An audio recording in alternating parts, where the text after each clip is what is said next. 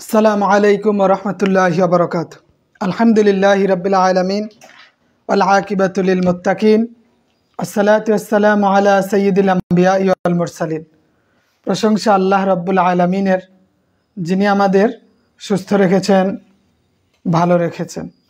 তো আশা করি আপনারাও ভালো আছেন। আজকে আমরা অর্থনীতি এবং সম্পদ নিয়ে কথা বলবো। সাধারণ জ্ঞানের একটা গুরুত্বপূর্ণ পার্ট। তবে আজকে আমরা চেষ্টা করব শুধু অর্থনীতি নিয়ে কথা বলার জন্য। বাংলাদেশের অর্থনীতি এই বিষয়টা খুবই গুরুত্বপূর্ণ। তো আমরা আজকে শুধু কি দেখব? বাংলাদেশের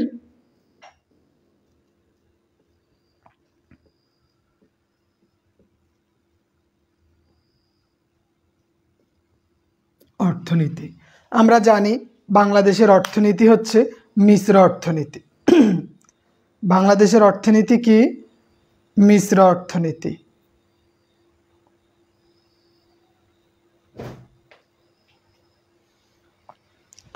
আচ্ছা, তো এই মিশ্র অর্থনীতি নিয়ে আমরা এবং বাংলাদেশের বিষয়গুলো নিয়ে আমাদের একটু ব্যাপক জানাশোনা থাকতে হবে, নাইলে এটা আমাদের জন্য অনেক সময় কঠিন হয়ে ধরা দেয়।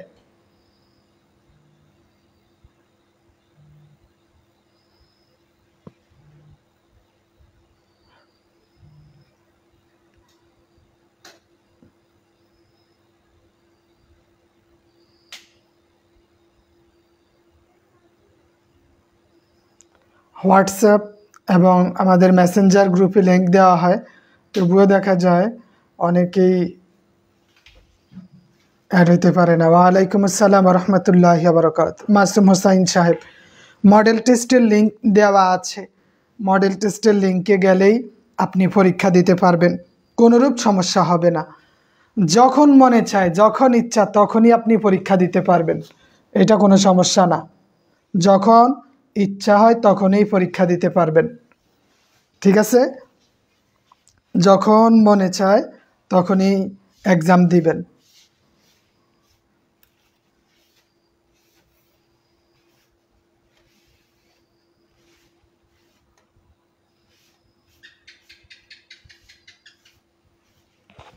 আচ্ছা, তো আমরা আশা করি সবাই ভালো আছেন। আলহামদুলিল্লাহ, আল্লাহ ভালো রাখছেন।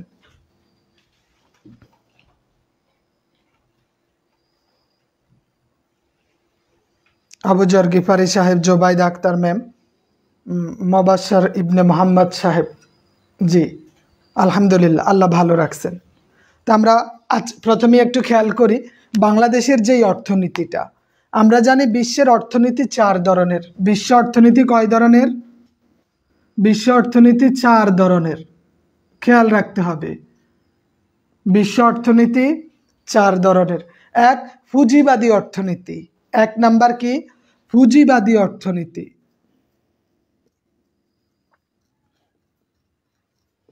পুঁজিবাদী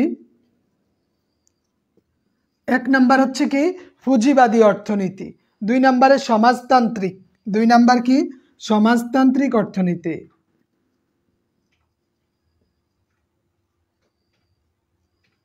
সমাজতান্ত্রিক অর্থনীতি।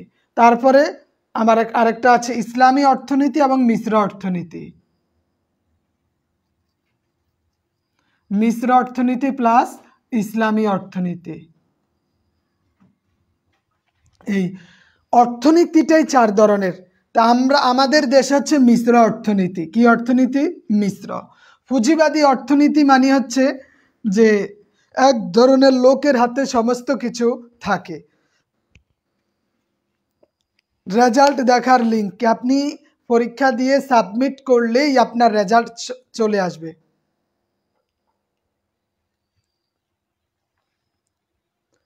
আপনি রেজাল্ট যখন পরীক্ষা দিয়ে সাবমিট করবেন, সাথে সাথে শো করবে একটা পেপার, ওইটাতে আপনার রেজাল্ট কয়টা সঠিক হলো, কয়টা ভুল হলো, বিষয়টা আপনি জেনে নিতে পারবেন, ঠিক আছে? আর তার আরেকটা হলো, আমি তো রেজাল্টের সাথে সাথে নির্দিষ্ট সময়ের পরে রেজাল্ট শিটটা পোস্ট করে দিচ্ছি, ওখান থেকে আপনি জেনে নিতে পারবেন, কোনো অসুবিধা নাই। তো আমরা পুঁজিবাদী অর্থনীতি এবং সমাজতান্ত্রিক অর্থনীতি যেটা রাশিয়াতে চলে, কেউ খাবে না, তা হবে না, তা হবে না, এই নীতির প্রবক্তা যারা, এটা হচ্ছে সমাজতান্ত্রিক অর্থনীতি। আর আরেকটা হচ্ছে ইসলামিক রাষ্ট্র যেটা আছে। আমি তো সাথে সাথে লিঙ্ক হোয়াটসঅ্যাপ এবং মেসেঞ্জার গ্রুপে দিয়ে দিই। নির্দিষ্ট সময়ে আপনি যদি মেসেঞ্জার গ্রুপ অথবা হোয়াটসঅ্যাপ গ্রুপ চেক করেন তাহলে আপনি লিঙ্কটা পেয়ে যাওয়ার কথা, তাই না? অনেকে একটা কমন সমস্যা বারবার বলে যে আমি লিঙ্ক পাই না। আপনাকে আর কিভাবে দিব? আমি ক্লাস শুরুর সাথে সাথে হোয়াটসঅ্যাপ মেসেঞ্জারে লিঙ্ক দিয়ে দিই, তবুও যদি আপনি লিঙ্কটা খুঁজে না পান, এটা হতাশাজনক। আলহামদুলিল্লাহ। তাইলে সমাজতান্ত্রিক অর্থনীতি রাশিয়া, মিশ্র অর্থনীতি এটা বাংলাদেশ, ভারত, এবং ইসলামী অর্থনীতি যেটা আরব আমিরাত, বিশেষ করে সৌদি আরবিয়াতে আছে। তাহলে পৃথিবীর ৬০ ধরনের অর্থনীতি দিয়ে চলে। কয় ধরনের অর্থনীতি? ৬০ ধরনের অর্থনীতি। এরপরে আজকে রেজাল্ট আগে দিয়ে দিছি। রেজাল্ট আগে কই, অবশ্য যেহেতু আজকে ক্লাস আছে এর জন্য বলি ক্লাসের আগেই এটা শেষ করে দিই। অনেকে নোটিফিকেশন খুঁজে পায় না। মাহমুদ হাসান সাহেব, কি করব? একটা দেশের ১ বছরের আয় ব্যয়ের মধ্যে যেইটা আছে, ১ বছরের সমস্ত কিছুর আর্থিক মূল্যের সমষ্টি হচ্ছে জাতীয় আয়। আমরা অনেক সময় জিডিপি নিয়ে অনেক সময় কথা বলি যে জিডিপি, জিএনপি, এগুলা কমন ওয়ার্ড।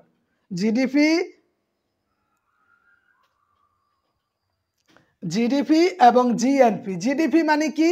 জিডিপি মানে গ্রোস ডোমেস্টিক প্রোডাক্ট,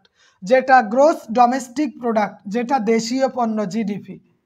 এই অনেক সময় এগুলা এই আসে, অ্যাব্রিভিয়েশন আছে।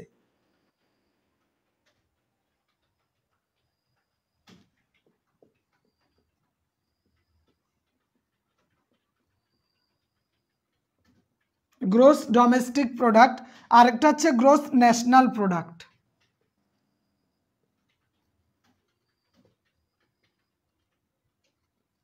Gross national product. Gross domestic product কি? এটা দেশের অভ্যন্তরীণ আয় ব্যয়, অভ্যন্তরীণ বিষয়টাই হচ্ছে কি গ্রোস ডোমেস্টিক প্রোডাক্ট। অভ্যন্তরীণ বিষয়, যেমন বাংলাদেশের অভ্যন্তরে অর্থ বছরে দেশি বা বিদেশি নাগরিক কর্তৃক উৎপাদিত দ্রব্য সমষ্টির যেই একটা পরিমাণ, ওইটাই হচ্ছে gross domestic product. Gross domestic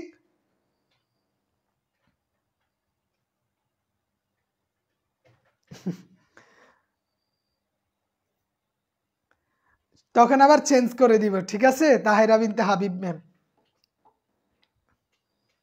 তবে নির্দিষ্ট সময়ের মধ্যে, যেমন আপনি চেষ্টা করবেন, আরেকটা বলে দেই, আমাদের এখন থেকে রেজাল্টগুলো পাবলিশড হবে প্রতিটা ক্লাসের সন্ধ্যায়। যেমন গত ক্লাসের পরীক্ষার রেজাল্ট আজকে ক্লাসের আগে, মানে সন্ধ্যার দিকে রেজাল্ট পাবলিশড হবে। এই জন্য আপনি বিকালের দিকে পরীক্ষা দিয়ে দিবেন, তাইলেই হয়ে যাবে, ঠিক আছে?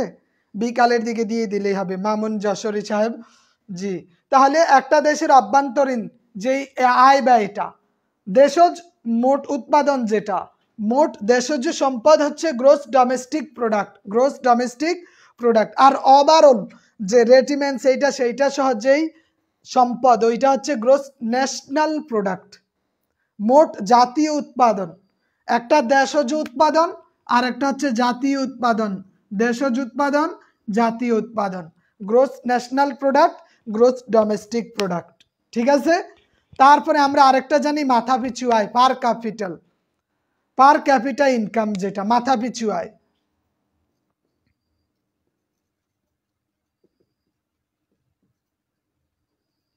পার ক্যাপিটা ইনকাম, মাথাপিছু আয়, এইটা আমাদের পরিবর্তিত থাকে, আপ ডাউন হয়, কখনো বাড়ে কখনো কমে, তবে কমার কোনো লক্ষণ নেই। অলরেডি এটা বাড়তেই আছে, মাথাপিছু আয় বাড়তেই আছে। চলতি মূল্য মাথাপিছু আয় আমাদের ২৭৬৫ মার্কিন ডলার ছিল, এখন হয়তো আরেকটু বাড়বে, বা আমরা পরীক্ষার আগে এই বিষয়গুলো দেখব যে মাথাপিছু আয় এটা কতটুকু আছে, জিডিপি কতটুকু আছে, জিডিপিটা। আচ্ছা, তারপরে আমরা অর্থনৈতিক সমীক্ষা যেটা আছে, প্রতি বছরই একটা অর্থনৈতিক সমীক্ষা হয়, এইটাও আমরা আপডেট দেখব। সাধারণ জ্ঞানের কিছু কিছু বিষয় আমাদের আপডেট দেখতে হয়, বাকিগুলো আমরা ওভারঅল এটা জেনে নিতে হবে, তবে অর্থনীতির বিষয় কিছু কিছু আপডেট থাকবে। আমরা দেখি এই যে অর্থনীতির বিষয়গুলা, কিছু প্রবক্তা আছে, অর্থনীতির কিছু প্রবক্তা, অর্থনীতির কিছু প্রবক্তা আছে। তো এই প্রবক্তাগুলো যেমন খাজনা তত্ত্বের জনক, খাজনা খাজনা তত্ত্বের জনক আমরা জানি, এইটার প্রবক্তা হচ্ছে ডেভিড রিকার্ডো। যে খাজনা প্রচলন করেছে কে? খাজনা খাজনা ডেভিড রিকার্ডো।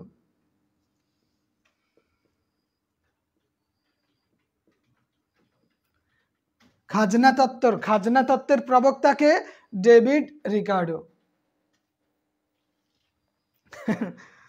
ডেভিড রিকার্ডো খাজনা তত্ত্বের প্রবক্তা। সামাজিক চয়ন তত্ত্ব অমর্ত্য সেন, আমাদের জাতি ভাই। খাজনা যে সামাজিক তত্ত্ব, সামাজিক চয়ন তত্ত্ব যেটা, অমর্ত্য সেন সামাজিক চয়ন তত্ত্বের প্রবক্তা।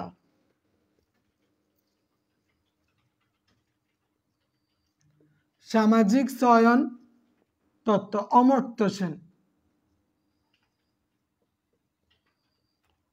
অমর্ত্য সেন অনেকেই নাম শুনে থাকবে, সামাজিক চয়ন তত্ত্বের প্রবক্তা অমর্ত্য সেন। জনসংখ্যা, কাম্য জনসংখ্যা তত্ত্ব ডাল্টন, কাম্য জনসংখ্যা তত্ত্বের জনক, কাম্য জনসংখ্যা তত্ত্বের জনক ডাল্টন।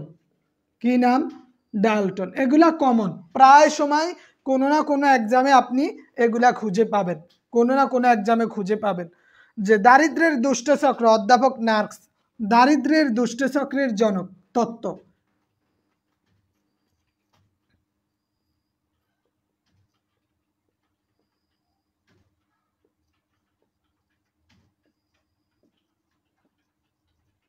জনক অধ্যাপক মার্কস।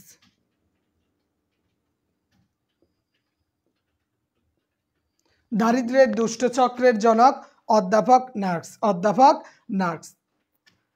তারপরে আমরা আরো অর্থনীতির বিষয়ে কিছু সমস্যা দেখব। অর্থনীতির যেমন অর্থনীতি সংক্রান্ত কিছু ওয়ার্ড আছে যেগুলোর অ্যাব্রিভিয়েশন আমাদের প্রায় সময় আসে। মনিরুল ইসলাম আরাফাত সাহেব, ওয়ালাইকুম আসসালাম রহমতুল্লাহ। তো এগুলা আমাদের মানে কমন একটা বিষয়, এজন্য এগুলো আমাদের জানতে হয়। প্রায় সময় আমরা এই জিনিসটা দেখি, যেমন ব্যাট, ব্যাট এর অ্যাব্রিভিয়েশনটা কি কেউ বলতে পারবেন? Bat, value added tax, BAT, VAT, value added tax, value added tax, bat.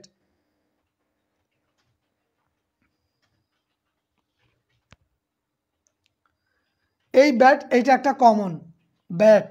তারপরে আমাদের জেডিপি বললাম, জেডিপি, এই দুইটা জিনিস প্রায় সময় কোনো না কোনো পরীক্ষায় সাধারণ জ্ঞানের মধ্যে আপনি মানে ওই অপশনের মধ্যে এইটা পাবেন, bat, value added service, gross domestic product, gross national product, তারপরে নেট ডোমেস্টিক প্রোডাক্ট, এনডিপি যেমন এলজি মানে হচ্ছে letter of credit, LG letter of credit. তারপরে একনেক, একটা কমন অর্থনীতির সাথে জড়িত, একনেকের প্রধান অর্থমন্ত্রী, একনেকের প্রধানমন্ত্রী, একনেকের প্রধান কে? প্রধানমন্ত্রী। এটা সভাপতি যিনি, একনেক। বাংলাদেশ পরিকল্পনা, পঞ্চবার্ষিক পরিকল্পনা প্রণয়ন করে একনেক। একনেকের অ্যাব্রিভিয়েশন এইটা খুবই গুরুত্বপূর্ণ। হ্যাঁ, আখি ইসলাম দেলার হোসেন সাহেব, ভ্যালু অ্যাডেড ট্যাক্স। একনেকের প্রধানমন্ত্রী, সভাপতি যিনি, executive committee of national economic council, executive committee of national economic council, executive committee of national economic council. এটার মানে কি? একনেক। একনেকের সভাপতি হচ্ছে প্রধানমন্ত্রী, এটার সভাপতি হচ্ছে প্রধানমন্ত্রী, প্রধানমন্ত্রী, সভাপতি, প্রধানমন্ত্রী।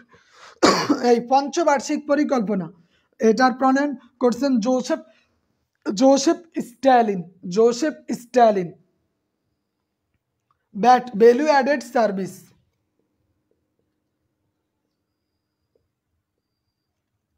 Value added tax. Bat, bat মানে কি? Value added tax, value added tax. Executive committee of national economic council.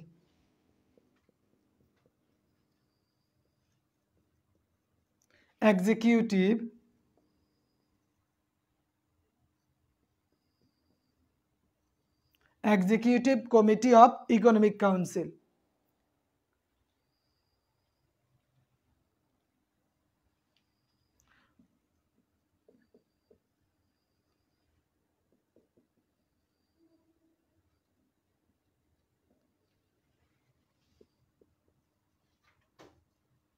Council,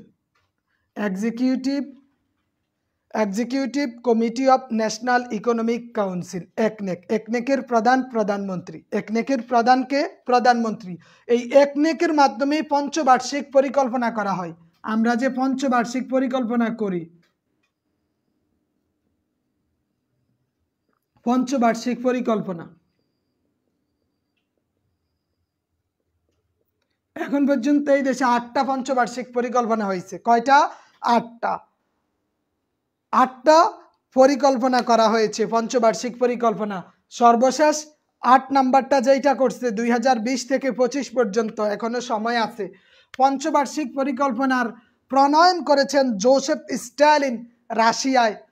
এই পঞ্চবার্ষিক পরিকল্পনা বর্তমানে 8 নাম্বারটা চলতেছে, যেটা 2020 থেকে 2025 পর্যন্ত সময়কাল।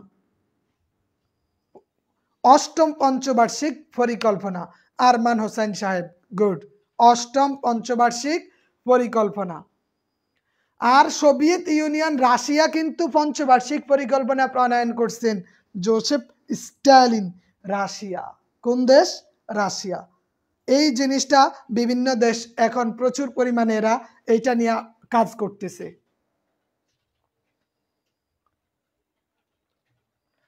একনেকের প্রধানকে, এটা সভাপতি হয়েছে প্রধানমন্ত্রী, তবে বিকল্প সভাপতি অর্থমন্ত্রী। বিকল্প সভাপতি অর্থমন্ত্রী। এই একনেকের এটার প্রধান হেডকোয়ার্টার কোথায়? আমাদের আগারগাঁও। আগারগাঁও স্টেশন, আগারগাঁও এটার হেডকোয়ার্টার। ঠিক আছে? তাহলে আমরা তারপরে দেখি আমাদের যে বিনিয়োগ, প্রচুর পরিমাণে এইটার বিনিয়োগ বাস্তবায়নের লক্ষ্যমাত্রা ছিল 64, প্রায় 65 কোটি। 64 কোটি 95, 65 লক্ষ 95,000 কোটি টাকা। 65,95,980 কোটি আর কি, যেটা তাও বলে দে, 95,980 কোটি টাকা। 980। এই 2020 থেকে 25-এর মধ্যে এই যে পরিকল্পনা করছে, ব্যয় কত? 64,95,980 কোটি টাকা ব্যয় ধরা হয়েছে। ব্যয়ের লক্ষ্যমাত্রা 2024-25 না, পঞ্চবার্ষিক মানে 5 বছরের। কয় বছরের? 5 বছরের পরিকল্পনা। এবং মোট বিনিয়োগ করছে জিডিপির 37.4%। মোট বিনিয়োগ করছে জিডিপির 37.4%।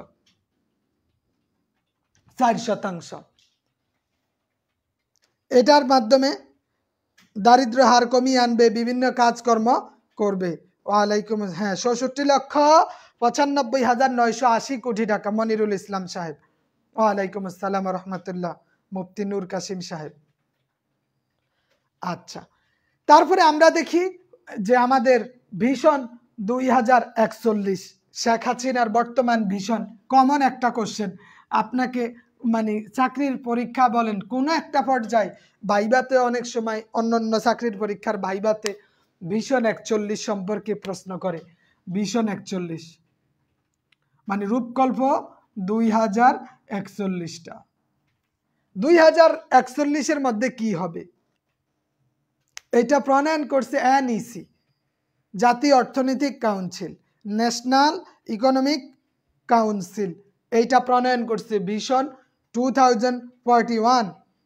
হ্যাঁ, একনেক প্রতিষ্ঠিত হয় 1982 সালে। ধন্যবাদ। হ্যাঁ, একনেক 1982-তে প্রতিষ্ঠিত হয়। তাহলে এনইসি এই vision 41 national economic council NEC প্রণয়ন করছে। এর উদ্দেশ্য কি? আর্থসামাজিক সামাজিক অবস্থানকে দৃঢ় করাই হলো হ্যাঁ স্মার্ট বাংলাদেশ। আর্থসামাজিক বা সামাজিক বিষয়, সামাজিক উন্নতিটাই হচ্ছে মূল বিষয়। 2041-এর মধ্যে আর্থসামাজিক অবস্থান হবে দৃঢ়। অর্থনীতি, ক্ষুধা, দারিদ্র্যমুক্ত জাতি গঠনের জন্য এরা কাজ করবে। তবে যতটুক করবে তার ক্ষতিটাই বেশি হচ্ছে।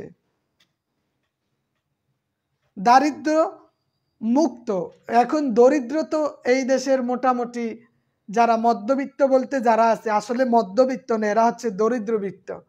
আর যাদেরকে ফকির বলা হয় এরা এখন কোটিপতির নিচে। মানে এই দেশে দুই শ্রেণীর লোক সুখ করে, এক কোটিপতি, দুই দরিদ্র ভিক্ষুকরা। মাঝখানে এই দুইজনের সিপাই পড়ে আছে মধ্যবিত্ত। স্মার্ট বাংলাদেশের এইটা একটা সফলতা যে ভিক্ষুকরা ভিক্ষা করবে, হাত পাতবে, তাদের তো লজ্জা শরম নাই। কোটিপতিরা মধ্যবিত্তকে শোষণ করবে, তাদেরও তো বিবেক বুদ্ধি নাই। মাঝখানে এই দুই শ্রেণীর মধ্যখানে পড়ে নষ্ট হচ্ছে কারা? মধ্যবিত্ত যারা চাকরিজীবী বলেন বা এটা সেটা যেখানে আছে, মধ্যবিত্তরাই শেষ। তো এই 2041-এর সিপাই শুধু মধ্যবিত্তরাই ধ্বংস হবে, অন্যরা উঠে যাবে। ধনী আরো ধনী হবে, গরিব আরো গরিব হবে। এটা হচ্ছে 2041 স্মার্ট বাংলাদেশ।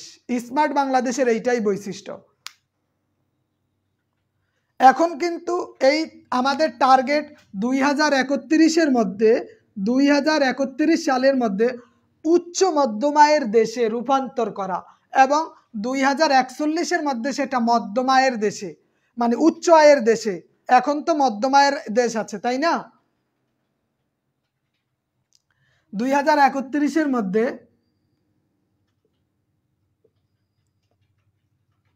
উচ্চ মধ্য আয়ের দেশ করবে, আর 2041-এর মধ্যে উচ্চ আয়ের দেশে রূপান্তর করবে, উচ্চ আয়ের দেশে রূপান্তর করবে। তাহলে 2041 স্মার্ট বাংলাদেশ গড়বে, এবং এইটা এই 2041-এর যে পরিকল্পনা এইটা প্রণয়ন করছে ন্যাশনাল ইকোনমিক কাউন্সিল। তাদের কাজ হলো বাংলাদেশের আর্থসামাজিক সমৃদ্ধি, ক্ষুধা, দারিদ্র্য মুক্তি, এই বিষয়গুলা থেকে মানুষকে মুক্ত করা। এই বিষয়গুলা থেকে মানুষকে মুক্ত করাই তাদের মূল কাজ। তারপরে আমাদের যেই বাজেট, আমাদের এখানে অর্থনীতিতে আরেকটা বিষয় দাঁড়ায়, সেটা হলো বাজেট। এই বাজেটে কারো ফ্যাট বড়ুক বা না বড়ুক, আমলাদের ফ্যাট বাড়বে, এমপি মন্ত্রীদের উন্নয়ন হবে, জনগণের উন্নয়ন হবে না। এই দেশে বাজেট শুধু নেতাদের উন্নয়ন হয়। তো বাজেট আমরা যেটা দেখছি 2023-24-এর যেই বাজেটটা, 2023 এবং 24-এর বাজেট, এইটা তো 52তম বাজেট, তাই না? বাংলাদেশের 23-24-এর বাজেট কত? 52তম বাজেট। এই বাজেট এবং অন্তর্বর্তীকালীন সহ আর কি 53, তবে 52ই ধরা হয়, 52তম বাজেট। সবচেয়ে বেশি বাজেট প্রণয়ন করছে আব্দুল মাল এবং এম সাইফুর, তারা 12 বার বাজেট প্রণয়ন করছে। এম সাইফুর এবং আব্দুল মাল আল মুহিত, ওই যে মাল টাকলায় মারা গেছে সম্ভবত। আর বর্তমান 52তম বাজেট ঘোষণা করছে আমাদের এক মানে টাল মাটাল নেতা, অর্থমন্ত্রী আহম মোস্তফা কামাল। মানে সে মনে হয় যেন এত পরিমাণ অ্যালকোহল পান করে যায়, কথাই বলতে পারে না। এই হয়েছে দেশের অর্থমন্ত্রী। যত সব নেশাখোরগুলাই মন্ত্রণালয়ে দাঁড়িয়ে আছে। তো এই বাজেট ছিল 7,61,785 কোটি টাকা। 7,61,785 কোটি টাকার বাজেট ছিল এই 52তম বাজেট। এত বেশি 7,61,785 কোটি টাকা, সবচেয়ে মানে এত টাকার বাজেট। এবং এইখানে প্রায় 1,60,000 কোটি টাকা তো শিক্ষা খাতে ব্যয় করছে। এই বাজেটের বৃহৎ অংশ হচ্ছে শিক্ষা খাতে, যেটা 1,60,000 কোটি টাকা। 1,60,000 কোটি টাকা মানে 4,139 কোটি টাকা শিক্ষা খাতে ব্যয় করে শিক্ষাকে ধ্বংস করে দিছে। এই যে শিক্ষা খাতে 1,60,000 কোটি টাকা রাখছে, এটা শিক্ষকদের কোনো উপকার হয় না, 2 পয়সারও শিক্ষকদের কোনো উপকার হয় না। এটার উপকার হয়েছে আমলাদের, টাকলাদের, নেতাদের, মন্ত্রীদের। কারণ এত পরিমাণ টাকা বাজেট আনছে, কিন্তু এনে কি করছে? কিছুই করতে পারে না। শিক্ষকদের বেতন এশিয়ার মধ্যে সর্বনিম্ন। এই ফকিন্নিদের চেয়ে, ফকিন্নিরাও তো মাসে 60,000 কামাইতে পারে, একজন শিক্ষক 10 সর্বোচ্চ 15,000 টাকা কামায়। শিক্ষা খাতে এত বড় একটা বাজেট এনেছে, কিন্তু এইটা দ্বারা লাভ হয় নাই, শিক্ষকদেরও লাভ হয় নাই, শিক্ষার উন্নয়ন হয় না, হয়েছে অবনতি। তাহলে শিক্ষা খাতে বাজেট এত, টোটাল বাজেট 7,61,785 কোটি টাকা। আর উপমহাদেশে প্রথম 1861-তে বাজেট প্রণয়ন করেন Lord Canning. Lord Canning budget প্রণয়ন করেন 1861 সালে। উপমহাদেশে প্রথম বাজেট লর্ড ক্যানিং 1800। বাজেট অর্থ থলে, বাজেট অর্থ কি? থলে, বাজেট অর্থ থলে। 1861-তে লর্ড ক্যানিং সর্বপ্রথম বাজেট প্রণয়ন করেন। আর বাংলাদেশে প্রথম 30 জুন 1972-এ, 30 জুন 1972-এ সংসদে বাজেট পেশ করেন কে? অর্থমন্ত্রী। কে পেশ করেন? অর্থমন্ত্রী। তারপরে আমরা কিছু বাংলাদেশের অর্থনীতির টালমাটাল অবস্থা দেখি। সেটা হলো বাংলাদেশের সবচেয়ে দরিদ্রতম জেলা কোনটি জানেন? দরিদ্রতম জেলা,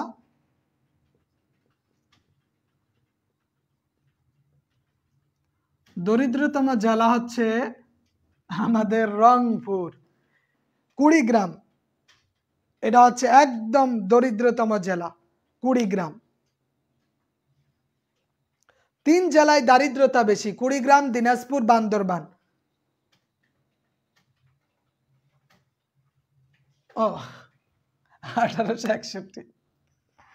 1861 হবে, ধন্যবাদ। হ্যাঁ, তাহলে দরিদ্রতম জেলা কোনটি? 3টা সবচেয়ে বেশি দারিদ্রতা আছে। এক নাম্বার হচ্ছে কুড়িগ্রাম, 2 নাম্বার দিনাজপুর, দিনাজপুর, 3 নাম্বার বান্দরবান। এই 3টা হচ্ছে, এর মধ্যে কুড়িগ্রামই সবচেয়ে বেশি, কারণ কুড়িগ্রামের প্রায় 20% মানুষের বেশি এরা এখনো খোলা বাথরুম ব্যবহার করে, মানে এরা বাহিরেই বাথরুম করে, এখনো এদের টয়লেট হয় না। মানে অনেক মানুষ আছে সকালবেলা বলেন, ভোররাত বা রাতের, তারা হাজত ছাড়ে বাগানের মধ্যে, বা ওইখানে ওরা গর্ত করে, এই গর্তের মধ্যে 2টা সাঁকোর মতো বাঁশ দেয়, দিয়া ওইটার উপর কাজ ছাড়ে। তাহলে দরিদ্রতম সবচেয়ে, মানে এই বাথরুম, এদের টয়লেটেই নাই, তারা যে কাজ ছাড়বে, খোলা বাথরুম ব্যবহার করে, বাগানে ঘোরা লাগে তাদের। কুড়িগ্রামে সবচেয়ে বেশি, দিনাজপুরেও আছে বা অন্যান্য জেলাতেও আছে, তবে এখানেই বেশি। খোলা বাথরুম নাম শুনছে, হ্যাঁ। আচ্ছা, তাহলে এটা হচ্ছে সবচেয়ে দরিদ্রতম জেলা। আর 3টা কম দরিদ্রতম জেলা আছে, একটা হচ্ছে নারায়ণগঞ্জ, মুন্সিগঞ্জ আর মাদারীপুর। কম দরিদ্র, মানে এরা হচ্ছে বড় লোক জেলা, কম দরিদ্র।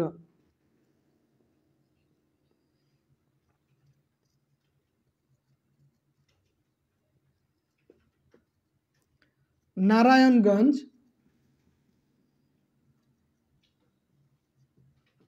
মুন্সিগঞ্জ এবং মাদারীপুর।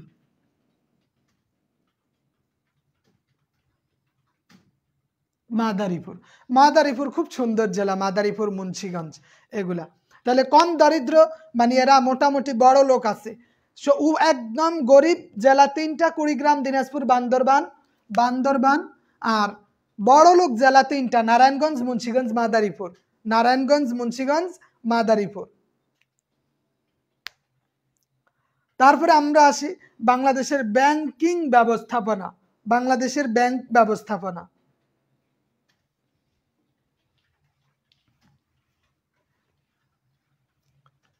পৃথিবীর প্রাচীন ব্যাংক। হ্যাঁ, সচ্ছলতম বলা যায়। ধন্যবাদ তামান্না সুলতানা ম্যাম। হ্যাঁ, তারপর আমরা ব্যাংক দেখি। পৃথিবীর প্রাচীন ব্যাংক হচ্ছে bank of Shanxi. Bank of Shanxi, এটা চীনে অবস্থিত। ব্যাংক অফ শানসি প্রাচীন ব্যাংক। আর বাংলাদেশে প্রথম ব্যাংক আসে 1972 সালে। বাংলাদেশে ব্যাংকিং কার্যক্রম শুরু হয় 1972 সালে। পৃথিবীর প্রাচীন ব্যাংক ব্যাংক অফ শানসি, চায়নার, চীনের ব্যাংক। আর বাংলাদেশে 1972 সালে প্রথম ব্যাংকিং কার্যক্রম শুরু হয়। আর যেটা স্টেট ব্যাংক অফ পাকিস্তান ছিল, আগে এটার নাম ছিল কি? State bank of Pakistan. State bank of Pakistan. না, ওইটা বলিয়া লাভ নাই মনিরুল ইসলাম সাহেব। তার কারণ হলো ভারত এটা 29টা প্রদেশ নিয়ে, প্রায় বাংলাদেশের মতো 37টা দেশ নিয়ে। Bank of Shanxi.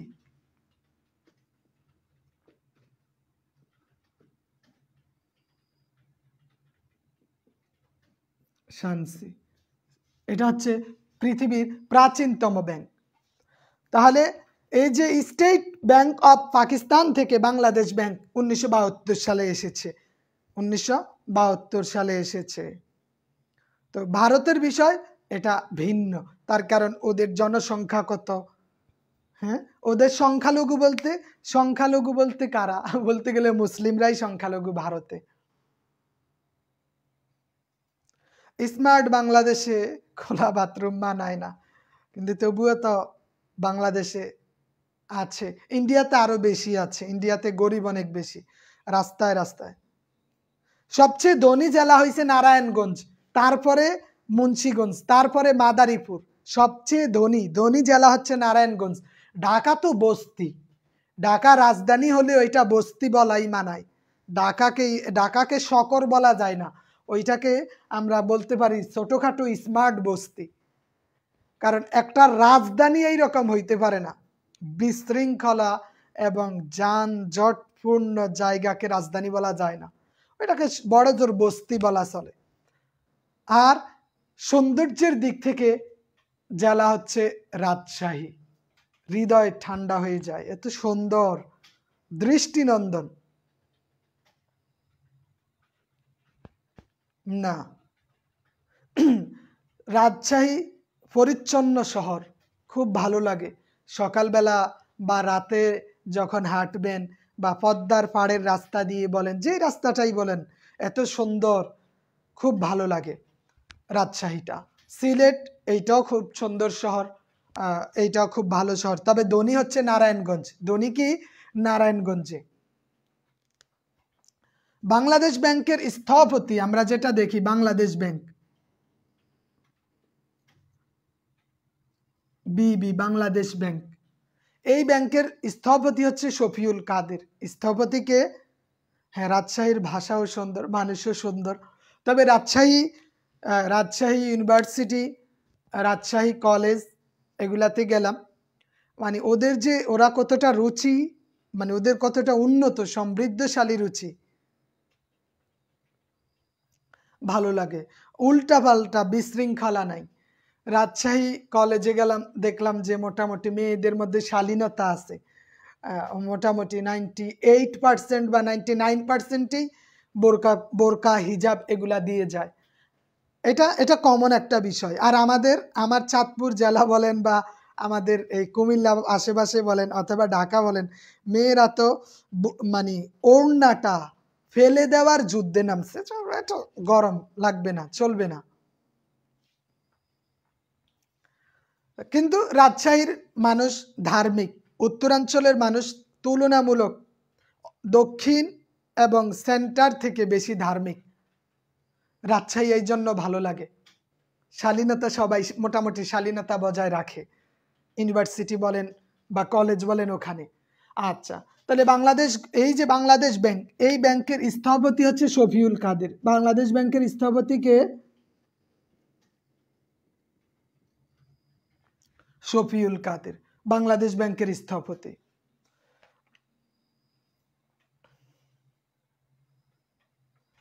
শফিউল কাদের, হ্যাঁ। আর বাংলাদেশ ব্যাংকের 10টা শাখা আছে। কয়টা শাখা? বাংলাদেশ ব্যাংকের 10টি শাখা। বাংলাদেশ ব্যাংকের শাখা হইছে 10টা। বাংলাদেশ ব্যাংকের গভর্নরের মেয়াদ হচ্ছে 4 বছর। গভর্নরের মেয়াদ কত? গভর্নরের মেয়াদ হচ্ছে 4 বছর এবং তাদের বয়স হচ্ছে 67 বছর পর্যন্ত। শফিউল কাদের 10টা শাখা, 67 বছর পর্যন্ত তাদের সময়কাল। 67 বছর পর্যন্ত তাদের সময়কাল থাকে বাংলাদেশ ব্যাংকের গভর্নরের।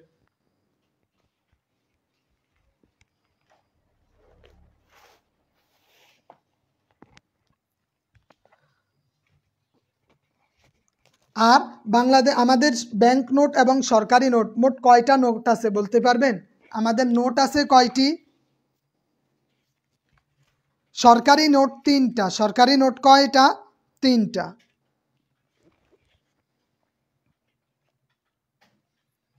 বাংলাদেশের সরকারি নোট মানে যেই নোটে অর্থ সচিবের স্বাক্ষর থাকে, যেই নোটে অর্থ সচিবের স্বাক্ষর থাকে তাকে সরকারি নোট বলে। সরকারি নোট বলে। সরকারি নোট হচ্ছে 1 টাকা, 2 টাকা এবং 5 টাকা, এই 3টা নোটের মধ্যে অর্থ সচিবের স্বাক্ষর থাকে। এই জন্য এইটাকে বলে, এটাকে কি বলে? সরকারি নোট।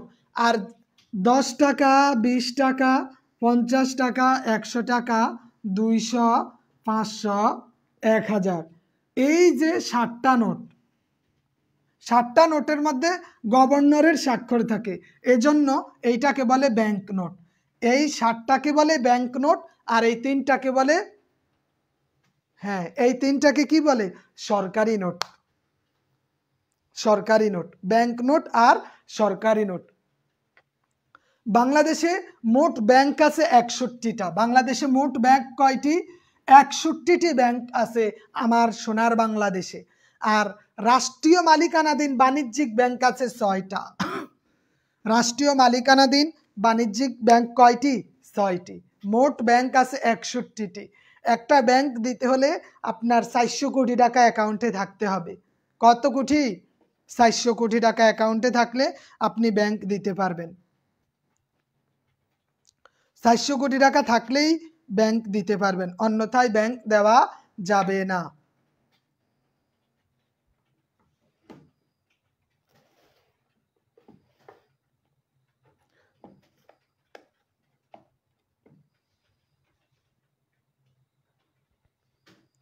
হ্যাঁ, মোট ব্যাংক 61টি।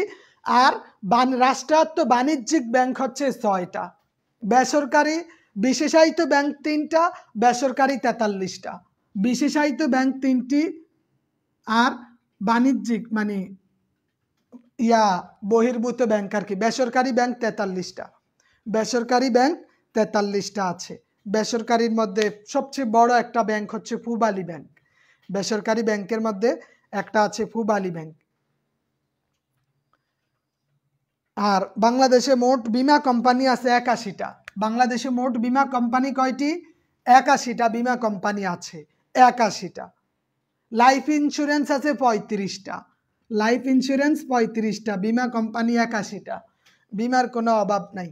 বিদেশের মাটিতে বীমা কোম্পানির কর্মকর্তারা ভাবসাব অনেক ভিন্ন থাকে, অন্যরকম। আর আমাদের দেশে বীমা কোম্পানি মানে মানে এই কিস্তিওয়ালার মতো আর কি। হ্যাঁ, বাণিজ্যিক ব্যাংক 43টা।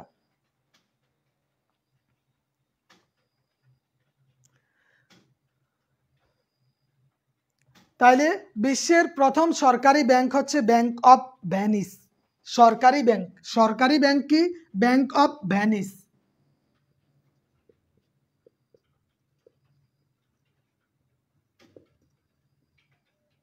ভেনিস, এটা হচ্ছে সরকারি ব্যাংক, প্রাচীন ব্যাংক, ব্যাংক অফ শান্সি। আর সরকারি প্রথম সরকারি bank bank of Venice, bank of Venice প্রথম সরকারি ব্যাংক। আর উপমহাদেশে প্রথম ব্যাংকিং ব্যবস্থা চালুই হয় মোগল আমলে, মনে রাখবেন। উপমহাদেশে ব্যাংকিং ব্যবস্থা চালু হয় মোগল আমলে, ব্যাংকিং ব্যবস্থা চালু হয় মোগল আমলে। কোন আমলে? মোগল আমলে। ভারত উপমহাদেশের প্রাচীন ব্যাংক হচ্ছে ব্যাংক অফ হিন্দুস্তান বা হিন্দুস্তান ব্যাংক। 1700 সালে যেটা হয়েছে হিন্দুস্তান ব্যাংক, উপমহাদেশের প্রথম ব্যাংক।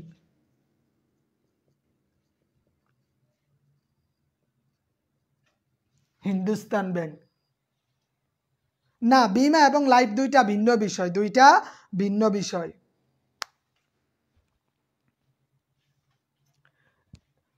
বিমা কোম্পানি এবং লাইফ ইন্স্যুরেন্স দুইটা দুই খাতে পরিচালিত হয়। তাহলে উপমহাদেশের প্রাচীন ব্যাংক হচ্ছে হিন্দুস্তান ব্যাংক, ব্যাংকিং ব্যবস্থা চালু হয় মোগল আমলে। ব্যাংক অফ ভেনিস এটা হচ্ছে পৃথিবীর সরকারি ব্যাংক। হ্যাঁ, আমাদের স্বাভাবিক ব্যাংকগুলো 20 টাকা 50 টাকা হলেই হয়ে যায়, ভালো মানের একটা ব্যাংক করতে পারি আমরা। আর বাংলাদেশ ব্যাংকের প্রথম মহিলা পরিচালক হচ্ছে হান্নানা বেগম। বাংলাদেশ ব্যাংকের প্রথম মহিলা পরিচালক হান্নানা বেগম। কি নাম? হান্নানা বেগম। হান্নানা বেগম মহিলা পরিচালক, মহিলা পরিচালক হান্নানা বেগম। বাংলাদেশের সবচেয়ে বড় বাণিজ্যিক ব্যাংক হচ্ছে সোনালী ব্যাংক, আর বেসরকারি হিসাবে পূবালী। বাংলাদেশের সবচেয়ে বড় বাণিজ্যিক ব্যাংক কি? বাংলাদেশের সবচেয়ে বড় বাণিজ্যিক ব্যাংক কি? সোনালী ব্যাংক। বেসরকারি হিসাবে পূবালী। পূবালীতে অল টাইম টাকা থাকে।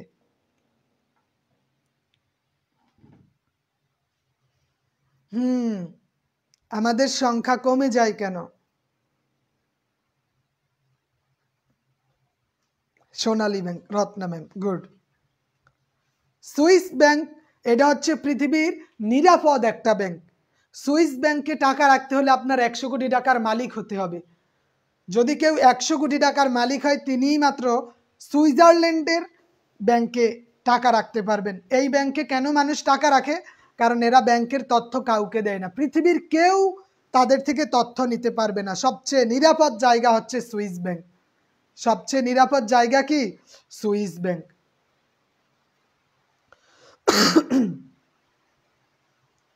হ্যাঁ, হিন্দুস্তান ব্যাংক 1700 সালে কলকাতায় আসে। সুইস ব্যাংক নিরাপদ একটা ব্যাংক। এই ব্যাংকে পৃথিবীর প্রভাবশালী ব্যক্তিরা টাকা রাখে। বাংলাদেশেরও শতাধিক মানুষের বেশি এই ব্যাংকে টাকা রাখছে। আমাদের দেশের প্রায় এই বড় লোক আছে 1500 প্লাস আছে যাদের বাৎসরিক ইনকাম 100 কোটি টাকার বেশি। কত কোটি টাকার বেশি? 100 কোটি টাকার বেশি। আর ইন্ডিয়াতে এই সংখ্যাটা হয়েছে 5 লক্ষ। ইন্ডিয়াতে কত লক্ষ? বৃষ্টি হচ্ছে এইদিকে।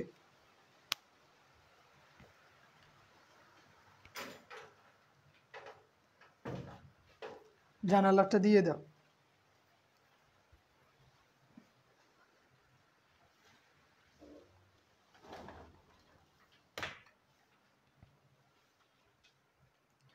বাংলাদেশে 100 কোটি টাকার বেশি আছে কত জনের? যাদের বাৎসরিক ইনকাম 100 কোটি টাকার বেশি, সেটা হচ্ছে 1500 প্লাস মানুষ আছে, ইনকাম তাদের হচ্ছে আছে। আর ইন্ডিয়াতে এই সংখ্যাটা হচ্ছে 5 লক্ষ। এদের বাৎসরিক ইনকাম 100 কোটি টাকার বেশি, অনেক বেশি। যাদের প্রতি মাসে প্রায় 10 কোটি টাকার বেশি আছে প্রতি মাসেই। সরি, 8 থেকে 9 কোটি টাকা প্রতি মাসে ইনকাম আসে।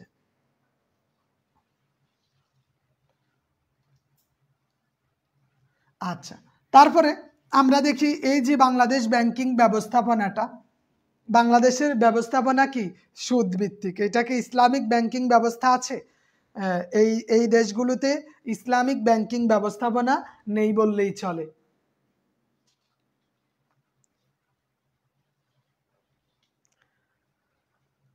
কেন্দ্রীয় ব্যাংকের কাজ কি? কেন্দ্রীয় ব্যাংকের কাজ হচ্ছে মুদ্রা নিয়ন্ত্রণ করা। কেন্দ্রীয় ব্যাংকের কাজ কি?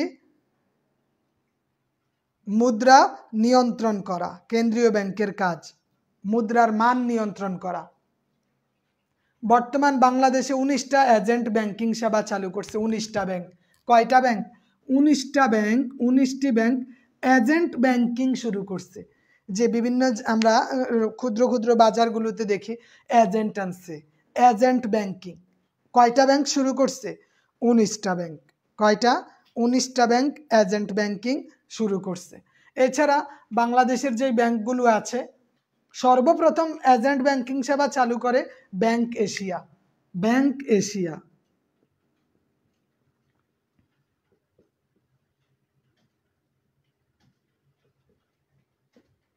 2013 সালে সর্বপ্রথম এজেন্ট ব্যাংকিং চালু করে। সর্বপ্রথম এজেন্ট ব্যাংকিং চালু করে পিএলসি। পিএলসি নতুন একটা কার্যক্রম, এটা বর্তমানে অ্যাভেলেবেল হচ্ছে। এই বিষয়টা আমিও খুব ভালো একটা বুঝতেছি না, পিএলসির সুবিধাটা কি।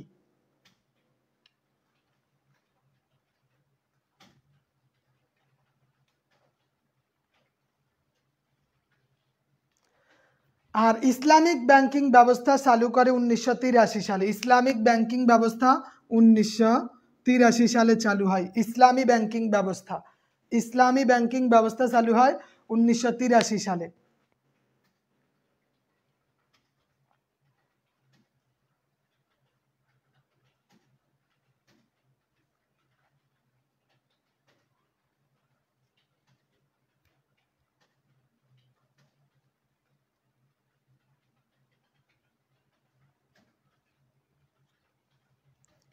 হ্যাঁ, ব্যাংক এশিয়া। ব্যাংক এশিয়া 2013 সালে কি তারা সর্বপ্রথম এজেন্ট ব্যাংকিং কার্যক্রম শুরু করে। তারপরে একে একে আস্তে আস্তে এখন পর্যন্ত 19টা ব্যাংক আছে যেগুলা তাদের কার্যক্রম চালিয়ে যাচ্ছে। তো বাংলাদেশের অর্থনীতির এই বিষয়গুলা খুব গুরুত্বপূর্ণ, কারণ নানান সময় এগুলা থেকে প্রশ্ন চলে আসে। আর একটা হচ্ছে বাংলাদেশের রেটিমেন্স।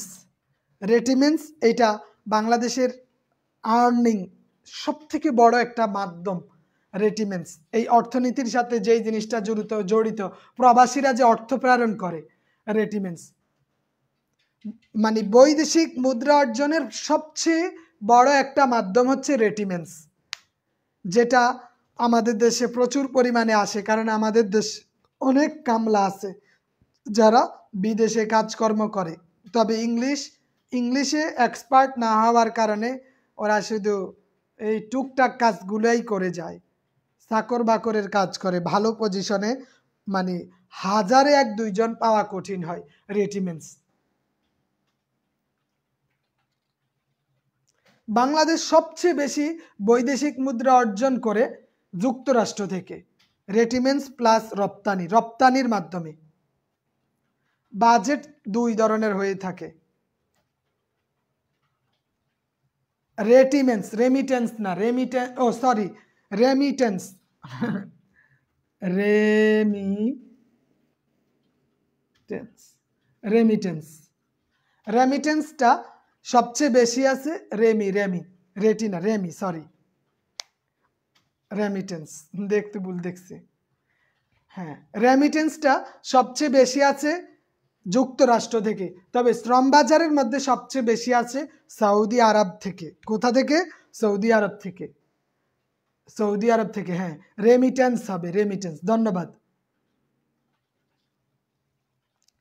বাংলাদেশে এজেন্ট ব্যাংকিং চালু হয় 2014, না আমি যতটুকু জানি ব্যাংক এশিয়া 2013 সালে চালু করে।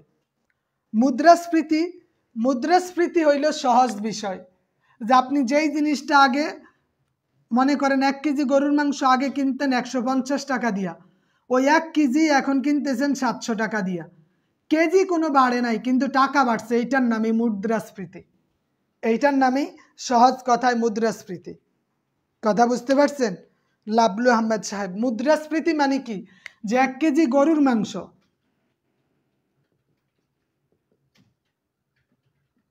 গরুর মাংস 1 কেজি, যেইটা আপনি 150 টাকা দিয়ে কিনছিলেন, ওই গরুর মাংসটাই এখন 1 কেজি কিনতেছেন 750 টাকা। তাহলে জিনিস কি বাড়ছেনি? না, শুধু টাকাটা বেড়েছে, পরিমাণ বেড়েছে, সংখ্যা বেড়েছে, জিনিস একটাই আছে। এজন্য এইটাকে কি, এইটার নামই হচ্ছে মুদ্রাস্ফীতি, যে দেশের মধ্যে সম্পদ কমে যায় কিন্তু টাকাটা বেড়ে যায়, টাকার পরিমাণ।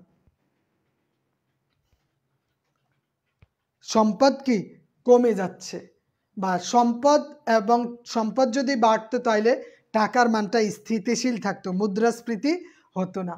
মুদ্রাস্ফীতি মানে মুদ্রা এত পরিমাণ বেড়ে গেছে, এটা আমাদের দেশের চেয়ে জিম্বাবুয়ে সবচেয়ে বেশি। কারণ জিম্বাবুয়ে আপনার ওরা ওই বোঝাই করে টাকা নিয়ে যায়, বস্তা ভর্তি টাকা নিয়ে যায়, ব্যাগ ভর্তি বাজার আনে। তাদের দেশে 10 লক্ষ টাকার নোটও আছে, 1 মিলিয়ন টাকার নোট, তাও বান্ডিলে বান্ডিলে পড়ে আছে। মুদ্রাস্ফীতি খুব ভয়ঙ্কর জিনিস, যেটা বাংলাদেশে মানে খুব বাড়তেছে।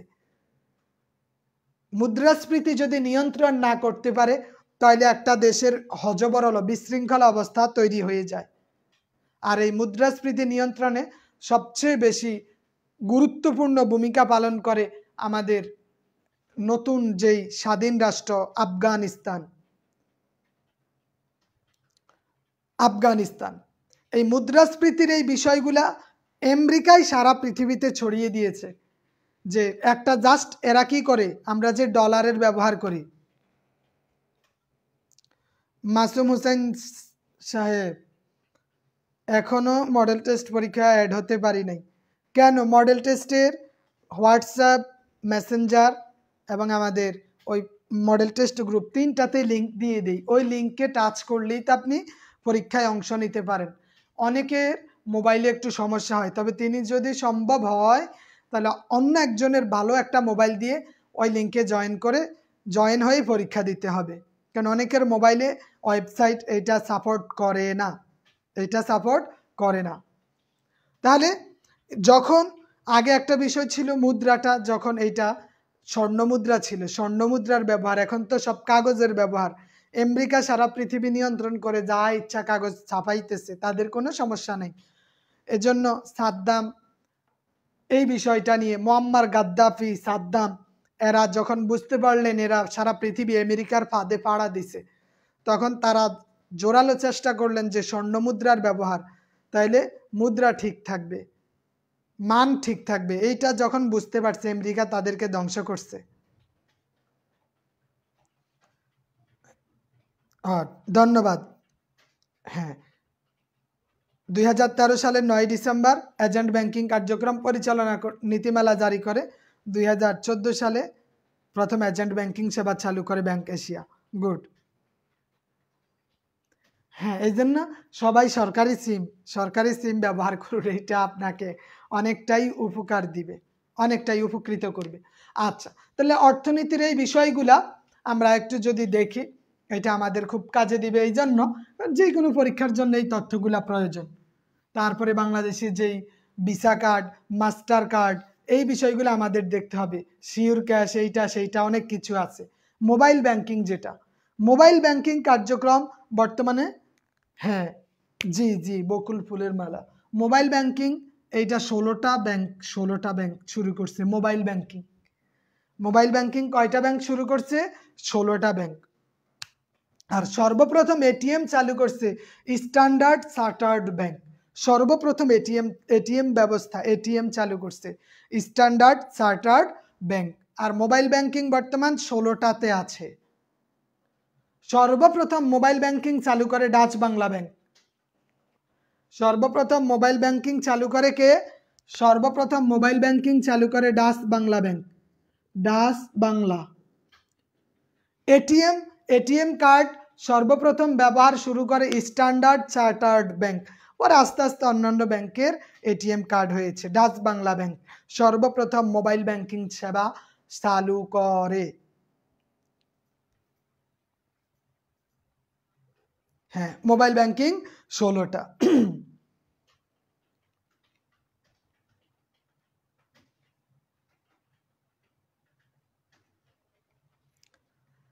আচ্ছা, তাহলে ডাচ বাংলা ব্যাংক সর্বপ্রথম এই ব্যবস্থা চালু করে। আর আমরা যে বর্তমানে কাগজের মুদ্রা ব্যবহার করি, এটা 1857 সালে লর্ড ক্যানিং সর্বপ্রথম কাগজের মুদ্রার প্রচলন শুরু করেন। এখন আমরা যে কাগজটা ব্যবহার করি, লর্ড ক্যানিং 1857 সালে। ATM Standard Chartered bank, Standard Chartered bank, Standard Chartered bank, Chartered bank. আর 1857 সালে লর্ড ক্যানিং কাগজের মুদ্রা চালু করে। বাংলাদেশে 1972 সালে 1 টাকা এবং 100 টাকার নোট সর্বপ্রথম ছাপানো হয়েছে। 1972 সালে 1 এবং 100 এই দুইটা নোট সর্বপ্রথম ছাপায়। 1 টাকা এবং 100 টাকার নোট সর্বপ্রথম ছাপানো হয়।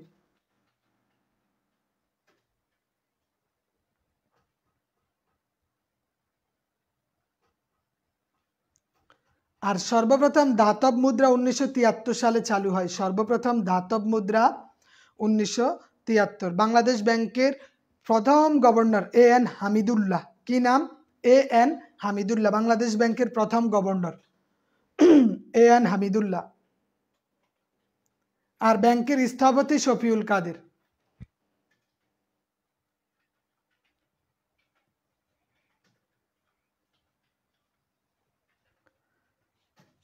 ডাচ বাংলা, হ্যাঁ এটা সম্ভবত বাংলাদেশের এই ব্যাংক, ডাচ বাংলা,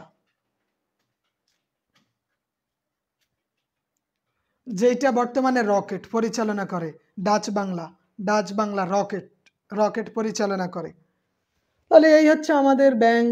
তারপরে অর্থনীতি, যদিও বঙ্গুর অবস্থা, কিন্তু পরীক্ষায় আসতে তা কম আসবে না। কষ্ট হচ্ছে নাকি? হ্যাঁ, ইসলামী ব্যাংক নামে আছে শুধু। ইসলামী ব্যাংক তো 2-3টা, শাহজালাল ফার্স্ট সিকিউরিটি এবং ইসলামী ব্যাংক কয়েকটা আছে, ওইটা ওইভাবে উল্লেখ নাই কয়টা ইসলামী ব্যাংক আছে। তবে এই দেশে ইসলামের নাম দিয়া চলে সবগুলা ব্যাংক। ইসলামী ব্যাংক, ইসলামের কিছুই নাই, কারণ সবগুলা ব্যাংকেই সুদ আছে।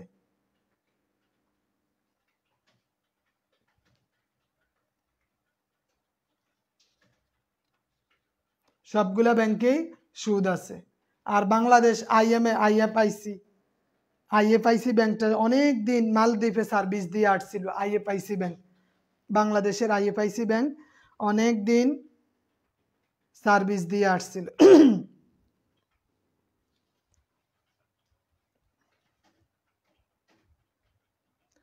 হ্যাঁ, 10:30 বাজে, তো ওই জন্য অনেকের একটু ঘুম ঘুম আসতেছে।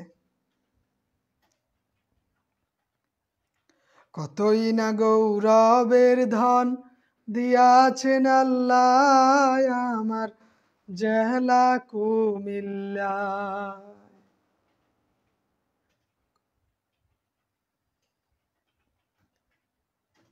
কতই না গৌরবের ধন দিয়াছেন আল্লাহ আমার জেলা কুমিল্লায়। বৃহত্তর কুমিল্লার মাঝে কত স্মৃতি কীর্তি আছে, জ্ঞানী গুণী জন্মিয়াছেন এই কুমিল্লায়। মেঘনা তিতাস গোমতী নদী বয়ে চলে নীরবদি। মেঘনা তিতাস গোমতী নদী বয়ে চলে নীরবদি। সঙ্গীত সম্রাট আলাউদ্দিন জন্মিলেন যেথায় আমার জেলা কুমিল্লায়। শহরের পশ্চিমে যার, শহরের পশ্চিমে যার সুনাম ধন্য লালমাই পাহাড়। ময়নামতি সেনানিবাস আছে তাহার গায়ে। পল্লী উন্নয়ন একাডেমি কোটবাড়ি করেছে দামি। যাহার ভিতর আছে জানি, যাহার ভিতর আছে জানি কলেজ সমবায় আমার জেলা কুমিল্লা। চণ্ডীমুড়া দুতুয়া দিঘি ঢেউয়ে করে ঝিকিমিকি, সুজা বাদশা মসজিদ আছে গোমতীর কিনারায় আমার জেলা কুমিল্লায়, ও আমার জেলা কুমিল্লায়। ময়নামতি জাদুঘর শালবন বিহার কি সুন্দর, মাটির নিচে ইতিহাসের খনি পাওয়া যায় আমার জেলা কুমিল্লায়। বীমা এবং লাইফ ইন্স্যুরেন্স, বীমা এবং লাইফ ইন্স্যুরেন্স যদিও দুইটা কাছাকাছি, তবে এইটার কার্যক্রম ভিন্ন জিনিস। লাইফ ইন্স্যুরেন্স যেটা সম্ভবত এই মৃত্যুর পরের কার্যক্রম, লাইফ ইন্স্যুরেন্স মৃত্যুর পরে কার্যক্রম, আর বীমা এটা জীবিত অবস্থায় এইটার ভোগ পাওয়া এটার সুবিধা পাওয়া যায়। লাইফ ইন্স্যুরেন্সটা মৃত্যুর পরে।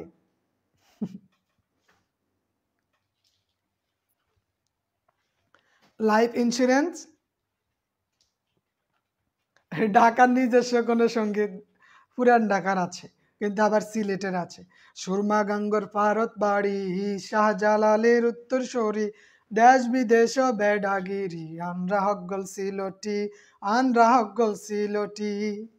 সিলটরি কমলার বাগান খাইলে জুড়াই হগলার পরাণ, সিলটেরি চা না খাইলে রে ভাই দিন কাটে না একদিন, সিলটরি চা না খাইলে রে ভাই দিন কাটে না একদিন।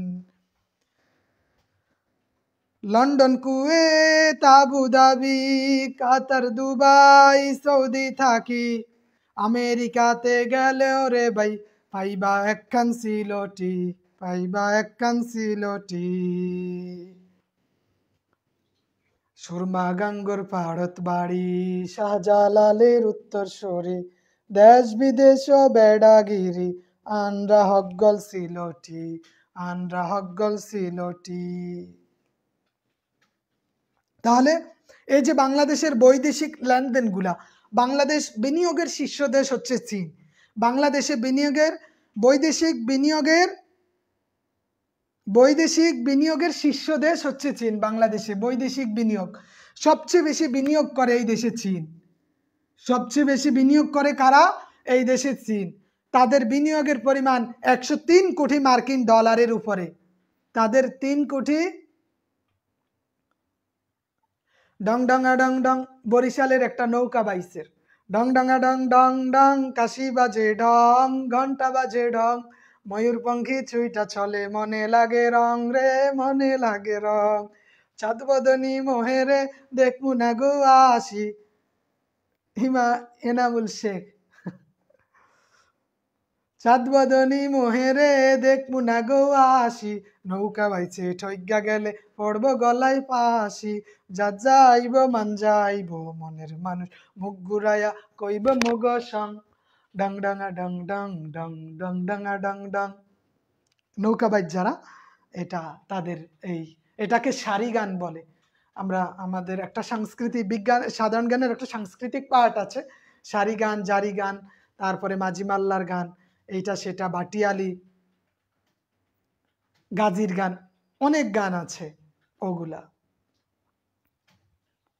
তা আমি মোটামুটি প্রায় 50টা ভাষার গান মুখস্থ করছিলাম, অনেক মনে আছে, চর্চা নাই, অনেক কিছুই। 50টা ভাষায় গান মুখস্থ করছিলাম অনার্সে থাকতে, মাঝে মাঝে এখনো গাই, ভালো লাগে মনের সুখে। তাইলে সবচেয়ে বেশি বিনিয়োগ করে কে? বৈদেশিক বিনিয়োগের শীর্ষ দেশ হচ্ছে চীন। আর বাংলাদেশের সরাসরি বিনিয়োগের শীর্ষ দেশ হচ্ছে নেদারল্যান্ড।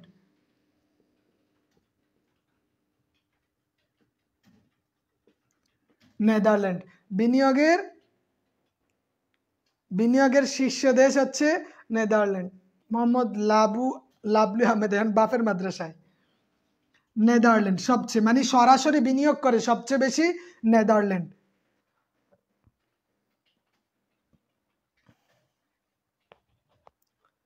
তারপরে আমরা দেখব আমাদের বাংলাদেশের গার্মেন্টস শিল্পটা, বাংলাদেশের যে গার্মেন্টস শিল্পগুলা, বাংলাদেশের প্রধান শিল্প হচ্ছে তৈরি পোশাক, পোশাক শিল্পটা সমৃদ্ধ। গার্মেন্টস শিল্পের মধ্যে অর্থনীতির এটা, অর্থনীতির চাকা যারা ঘুরায়, গার্মেন্টস শিল্প, গার্মেন্টস এটা হচ্ছে তৈরি পোশাক। পোশাক রপ্তানির মানে রপ্তানি আয়ের সিংহভাগই আসে কোথা থেকে? গার্মেন্টস থেকে। অ্যালিয়েন্স হচ্ছে বিশ্বসেরা গার্মেন্টস ব্র্যান্ডগুলির সংগঠন। অ্যালিয়েন্স,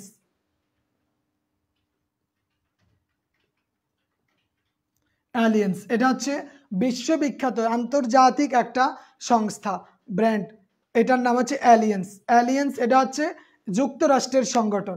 আর অ্যাকর্ড হচ্ছে ইউরোপ ইউনিয়নের একটা গার্মেন্টসের ব্র্যান্ড, অ্যাকর্ড। অ্যাকর্ড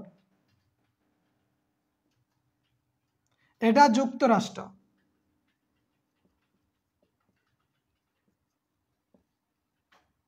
যুক্তরাষ্ট্র অ্যালিয়েন্স, অ্যালিয়েন্স কাদের? যুক্তরাষ্ট্র, অ্যালিয়েন্স হচ্ছে যুক্তরাষ্ট্র।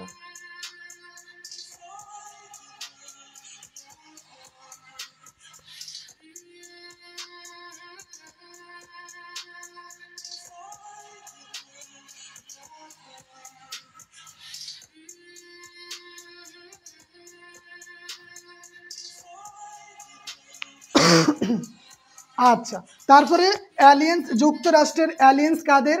অ্যালিয়েন্স হচ্ছে যুক্তরাষ্ট্রের। আর ইউরোপ ইউনিয়নের হচ্ছে অ্যাকর্ড, ইউরোপ ইউনিয়ন, ইইউ যেটা, ইইউর একটা ব্র্যান্ড হচ্ছে গার্মেন্টসের ব্র্যান্ড হচ্ছে অ্যাকর্ড। ইইউর গার্মেন্টস ব্র্যান্ড কি? ইইউর গার্মেন্টস ব্র্যান্ড হচ্ছে অ্যাকর্ড, ইইউর গার্মেন্টস ব্র্যান্ড অ্যাকর্ড। 1976 সালে এই পোশাক শিল্পের যাত্রা শুরু হয়। 1976 সালে, 1976 সালে পোশাক শিল্পের যাত্রা শুরু হয়। আর পোশাক শিল্পের প্রদর্শক হচ্ছে নুরুল কাদির। পোশাক শিল্পের যিনি পথ দেখিয়েছেন তার নাম হচ্ছে নুরুল কাদির। কি নাম? নুরুল কাদির, তার নাম নুরুল কাদির। পোশাক শিল্পের যিনি পথ দেখিয়েছেন, পোশাক শিল্পের পথ দেখিয়েছেন নুরুল কাদির। আর প্রথম গার্মেন্টস হচ্ছে দেশ গার্মেন্টস, দেশ গার্মেন্টস, গার্মেন্টস 1989তে এই গার্মেন্টসটা তৈরি হয়, দেশ গার্মেন্টস। সর্বপ্রথম গার্মেন্টসের নাম কি? দেশ গার্মেন্টস। সর্বপ্রথম গার্মেন্টসের নাম কি? দেশ গার্মেন্টস। এবং দ্বিতীয় একক দেশ হিসাবে বিশ্ববাজারে প্রথম মানে রপ্তানি পোশাকে প্রথম হচ্ছে বাংলাদেশ। বাংলাদেশের সবচেয়ে বেশি পোশাক যায় যুক্তরাষ্ট্রে, আর একক দেশ হিসাবে ইউরোপ ইউনিয়নে। একক দেশ হিসাবে সবচেয়ে বেশি যায় যুক্তরাষ্ট্র বাংলাদেশের পোশাক। আর একক অঞ্চল হিসাবে ইইউতে বেশি যায়, একক অঞ্চল। এটা হচ্ছে দেশ হিসাবে সবচেয়ে বেশি যুক্তরাষ্ট্র। বাংলাদেশের পোশাক যুক্তরাষ্ট্র বেশি পছন্দ করে। আর ইউরোপ ইউনিয়ন অঞ্চলগুলোতে সবচেয়ে বেশি বাংলাদেশের পোশাক চলে। তো ঠিক আছে, আস্তে আস্তে আমাদের সংখ্যা কমে আসতেছে। অলরেডি রাত গভীর হয়ে গেছে, যার কারণে অনেকের কাছে একটু বিরক্ত লাগে, কারণ এক ঘন্টার বেশি সময় ব্যয় করা অনেকের কাছেই কষ্টসাধ্য।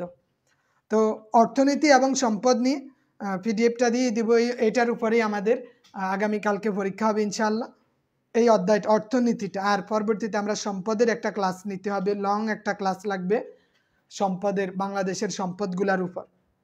তো আজকে এইখানেই আমরা সমাপ্ত করব ইনশাআল্লাহ। কোনো জিজ্ঞাসা বা কিছু আছে? সাধারণ জ্ঞান এটা অনেক বড় একটা বিষয়। আমরা জাস্ট মনে করেন একটা ক্লাসে যদি 100টাও তথ্য বলতে পারি, বা 100টা তথ্য আমরা শুনি, প্র্যাকটিস করি বা কান দিয়ে যাই, এইটুকুই আমাদের লাভ। কারণ সাধারণ জ্ঞান মানেই তো জ্ঞানের ভান্ডার। বকুল ফুলের মালার বাংলা পরীক্ষার রেজাল্ট পাইনি কেন? সাবমিট করেন নাই আপনি? সাবমিট করলে তো রেজাল্ট পাওয়ার কথা। সব কিছু অনলাইনের কাজ, সব কিছু কি অনলাইনের।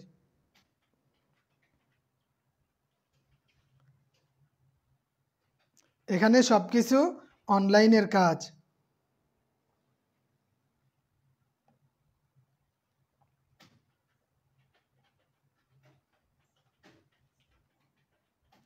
মোহাম্মদ লাবলু আহমেদ সাহেব পরীক্ষায় অংশগ্রহণ করবেন।